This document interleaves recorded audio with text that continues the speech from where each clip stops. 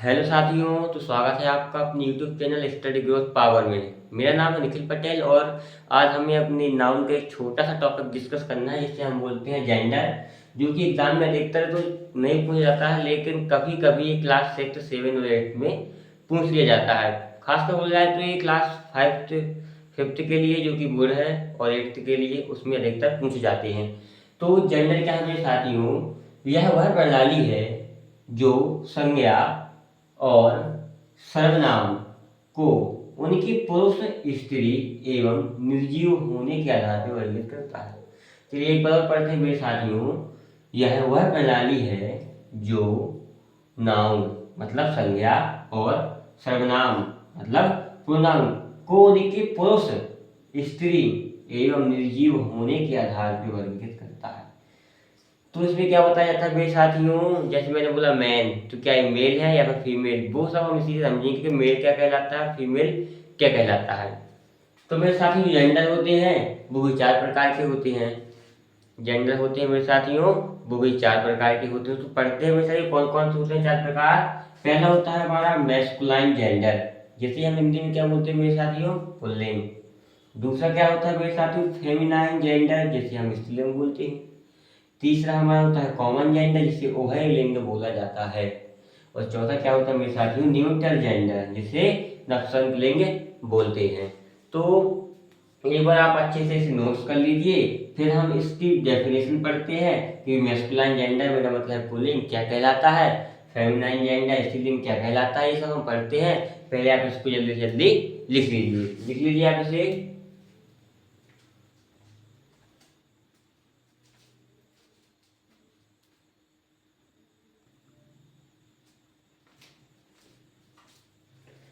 मेरे साथियों मैंने अभी भी पढ़ा है कि जेंडर क्या होता है और जेंडर के प्रकार। तो चलिए हम डिटेल से पढ़ते हैं। हमारा पहला जेंडर क्या है? मैस्कुलाइन जेंडर से हम पुल्लिंग कहते हैं।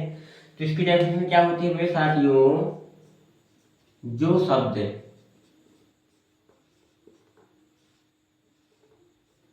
पुरुष जाति का बोध कराते हैं,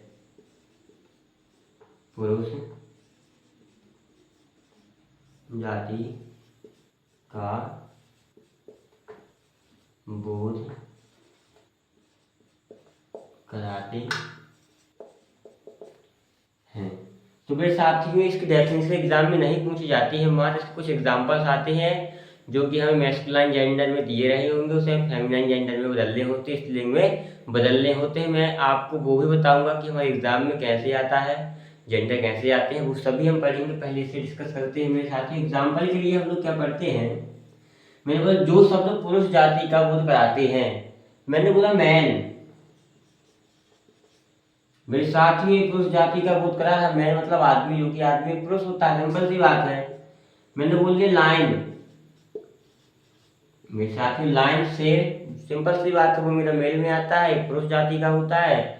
मैंने बोल दिया जैसे, मैंने बोल दिया बॉय, ये भी एक लड़का है मेरे साथियों,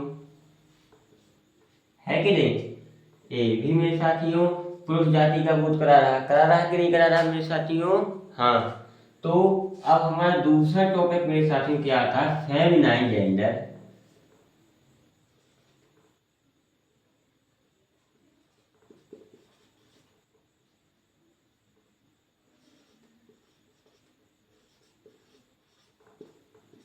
फेमिनाइन जेंडर मतलब क्या होता है मेरे साथियों? स्त्रीलिंग। तो स्त्रीलिंग में क्या होता है? इसकी डेफिनेशन हो जाएगी मेरे साथियों, जो शब्द स्त्री जाति का, स्त्री जाति का बोध कराते हैं। तो मेरे साथियों इसका एग्जाम्पल तो देखो आप सभी बन जाएगा, ये बहुत ही इजी है। जो स्त्री जाति का बोध कराते हैं, जैसे मैंने इसमें बोला था मैन, मैन मतलब होता है आदमी, में से बोल दो वोमेन। मेरे साथियों मैं इसमें बॉय की जगह गर्ल बोल दूं, ये भी तो एक लड़की है कि नहीं? मैं लाइन की जगह लाइनेस बोल दूं, मेरे साथ में सब क्या है, स्त्रीलिंग, जो कि एक स्त्री जाति का बोध कराते हैं। एनिमल्स भी होते हैं मेरे साथ में, एनिमल्स आप भूलना नहीं, जो एनिमल्स की स्त्री जाति का बोध कराते हैं। ठीक है, इतना लिख लीजिए। हम इसके बाद दो और पढ़ते हैं। हमारे जो दो टाइप्स होते हैं, एक न्यूट्रल जेंडर और एक कॉमन जेंडर, लिख लीजिए।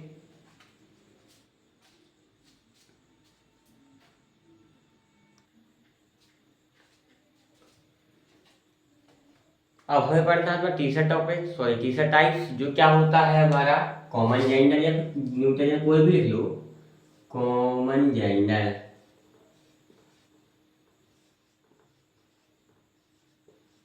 कॉमन जेंडर मतलब उभय लिंग।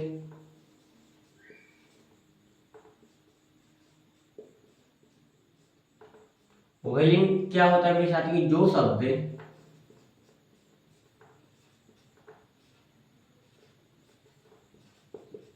स्त्री एवं पुरुष दोनों के लिए, पुरुष दोनों के लिए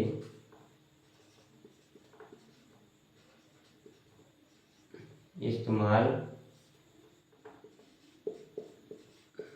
होते हैं।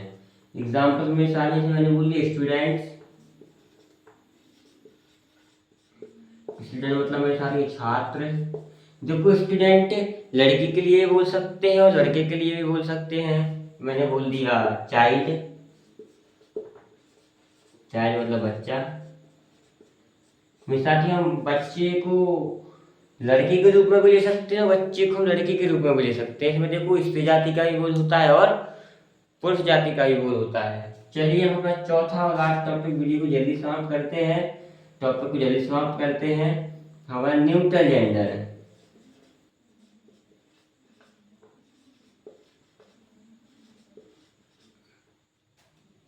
मेरे साथियों, न्यूट्रल जेंडर को हम क्या बोलते हैं, नपुंसक लिंग।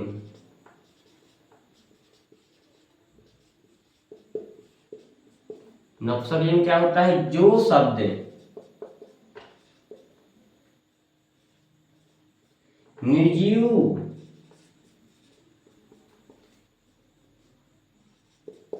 होने का बोध कराते हैं। देखो मेरे साथ निर्जीव, निर्जीव का मतलब क्या होता है, जो श्वास नहीं लेते हैं या फिर वृद्धि नहीं करते हैं, मतलब किसी प्रकार की क्रिया वो स्वयं से नहीं कर सकते, वो निर्जीव होते हैं। और निर्जीव, जो सब निर्जीव होने का बोध कराते हैं हम न्यूट्रल जेंडर में मतलब नपुंसक लिंग कहते हैं। एग्जाम्पल भी हम लोग लिख लेते हैं, जैसे मैंने बोल दिया चेयर, चेयर मेरे साथियों जो कि एक निजी वस्तु है, वो खुद से तो गति कहीं कुछ कर नहीं सकती। क्या वो श्वास लेती है, क्या वो भोजन करती है, नहीं ना। हाँ, अब देखो मेरे साथ एक और एग्जांपल की मैं टेबल ले लूं।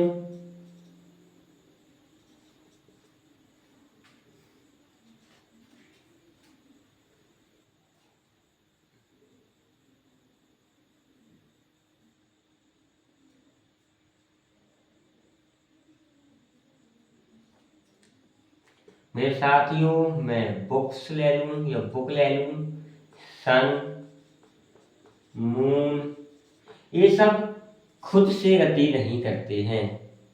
मेरे साथियों चेयर क्या खुद से गति करती है, नहीं। यदि हम चेयर को उठा के वहां पे किसी स्थान पे रख देते हैं तो क्या वो अपने मन से उठ के किसी स्थान पे जाती, नहीं आती ना। हाँ, अब मैंने बोल दिया स्टूडेंट, स्टूडेंट्स दोनों के लिए यूज होता है मेरे साथियों, लड़की के लिए भी होता है और लड़की के लिए भी होता है। चलिए एक आध एग्जाम्पल से तरीके से हम समझ लेते हैं, फेमिनाइन मैस्कुलाइन सब समझ लेते हैं मेरे साथियों। जल्दी इतना आप नोट कर लीजिए।